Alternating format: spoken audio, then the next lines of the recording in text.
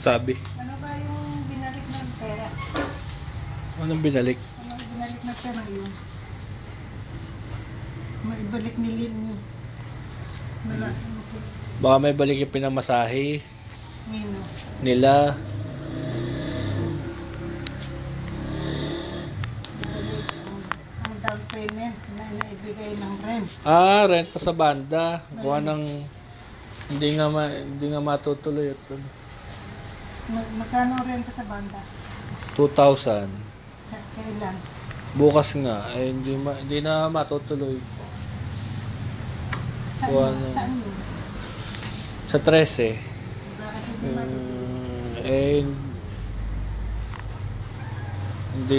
Hindi madadala eh. Wala Everest dapat ang madalhin eh. Utang muna sa kanila, sila ang may kasalanan. Utangin kita nini. Ibabalik mo ang pera, nasa iyo, nagastos mo na. Di, huwag mo munang ibalik at dami ba?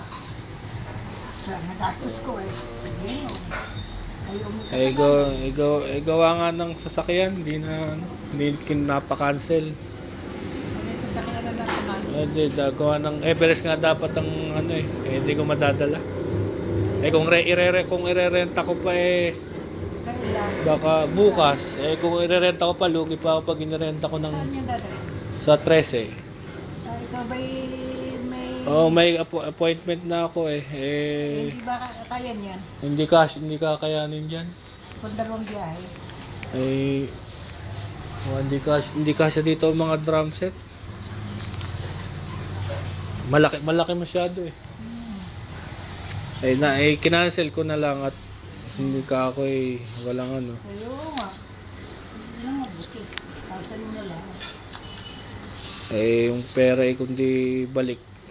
Nagbayad na ba? Oo, nagganon na Kaya mo binayan? 2,000. Anong okasyon yun? Valentine's party? Hindi na. Nakala ko nga kasi pwede na sa kanila ang kotse gawa ng kakoy dalawa mo sila malaki daw ang kailangan daw nila. Di yun. Yan hindi kaya ng dalawang biyahe. Hindi kasi yung ibang gamit yung kalaki-laki yung drum set hindi kasi diyan, pot maliit. Sinanggihan mo na. Walang sasakyan hindi maano. Kung i-arkil ako pa lugi pa ako